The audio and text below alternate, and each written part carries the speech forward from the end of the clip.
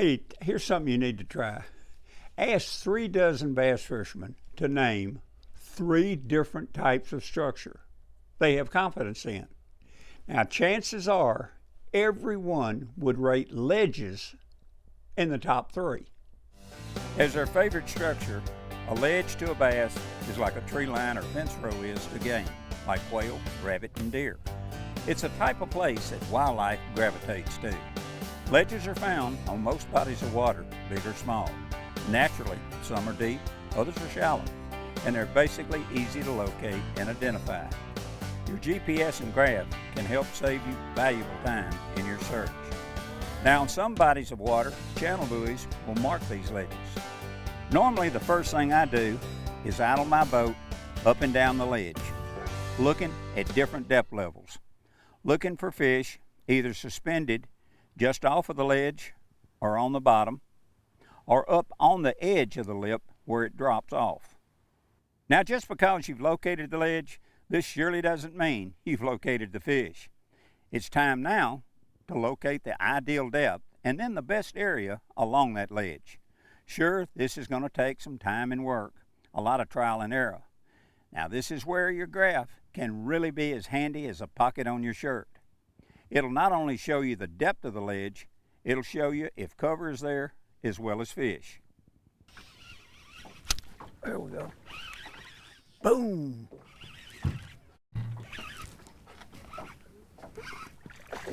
Ooh. Oh, you pulling thing.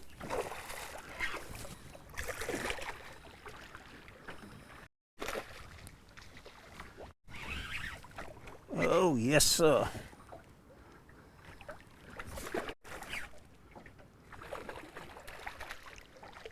Can't go anywhere, can you? You're all hooked up there, buddy. Nice fish, too. Come here.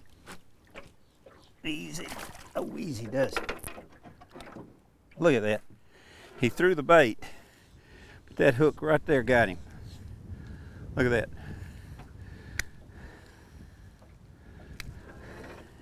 Threw the bait, but the big hook got him.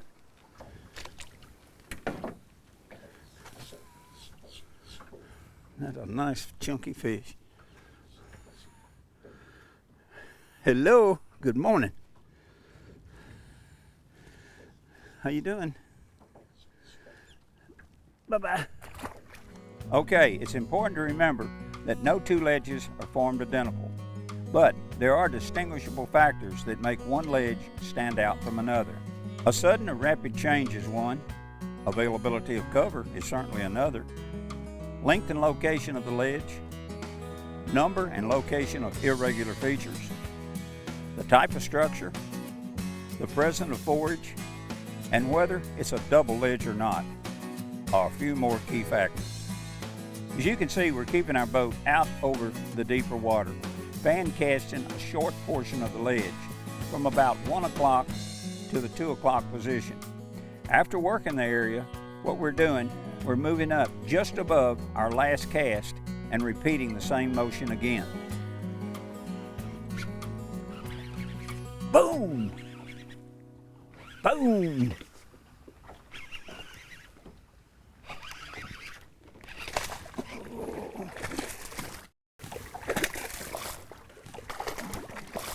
Hold it, Buster. Woo. All right, come on, come here. In a big old school of shad minnows there. Throwing that water on me. All right, you got a hook everywhere. I don't see how they ever get off. Somebody says, I lost 5 or 6 fish on a umbrella rig today. Well, I don't know how with all that. How in the world could you?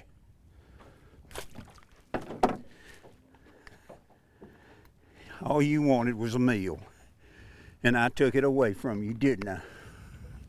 Well, I'm sorry. I'm sorry. I'm gonna let you go back maybe next time. I'm gonna tell you something. They hit this thing, there ain't no question that it's a strike. I mean, it's just bam when they hit it. Boy, I like doing that. You know, I think it'd be safe to say that most fishermen have certain ways they prefer to fish particular types of structure. I know I do. And I personally find the best way to fish places like this is to gradually work the ledge from one end to the other. I'm talking about the high percentage areas, or at least work the ideal depth on it. Now, it's smart to work it at a fairly consistent and systematic pace, and by all means work the living fire, like I said, out of any irregular features along it. Bass move up and down, in and out on ledges as the mood strikes them. So if you fish all the way down and up a ledge, hitting the prime spots without a hit, don't write it off, because you may have just fished it at the wrong time. Like I said, come back and check it out again periodically.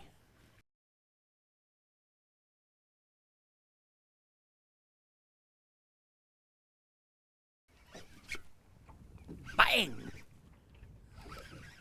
Boom!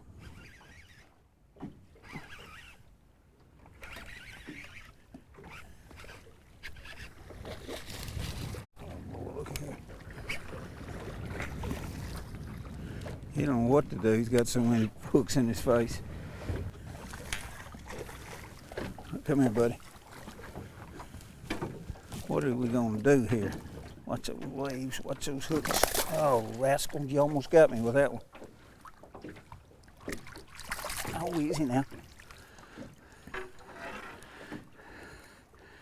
I don't know how you could try to jump and throw it and you can't even. That and had you. That and had you, and that and in the back had you. A nice quality fish. Whoop! You know, fishing this type of structure, I prefer to use a long 7 1/4 inch Quantum XO heavy action rod like this big casting stick, and to use a reasonably strong weight sensitive line of about 20 to 30 pound test braid. Now what this does, it allows me to boom out long casts with a bait like that we're using today and cover more water and depth on each cast. Speaking of line, this outfit matches up best with braid simply because of the sheer weight of the rig and the load it puts on a rod.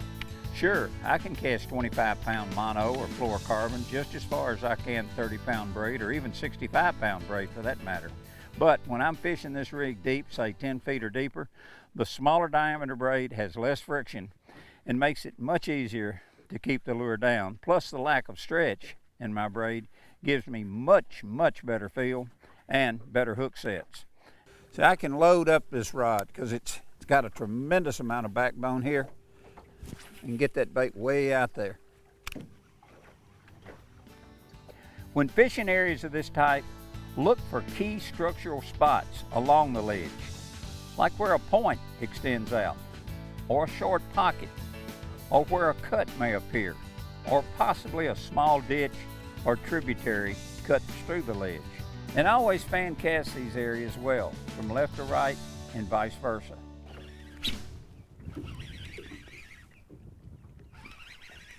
Oh.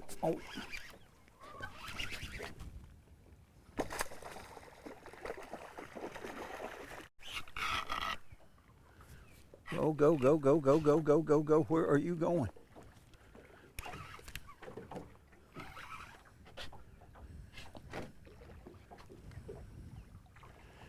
Whew. That right there was cut out like a late break. There we go. Hooked in the dorsal fin, right there. Hooked right there.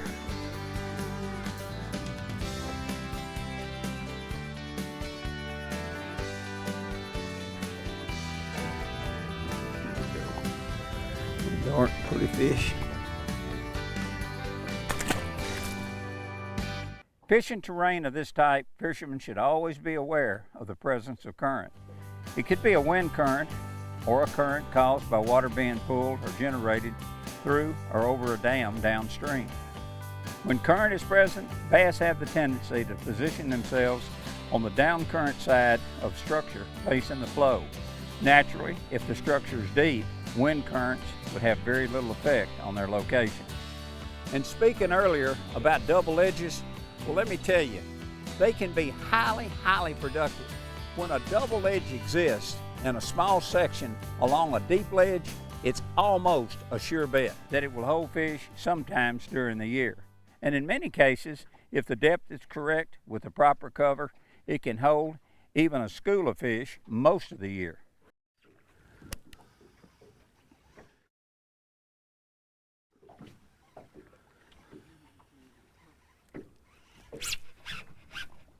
Oh, man. Come up here, big one. That's a big one right there. Woo! Oh boy, it's got some weight. I can't even hold it. Look at that big thing. Ooh-wee. You look like a, oh buddy. Good. Oh, you are a fine one. Whoa.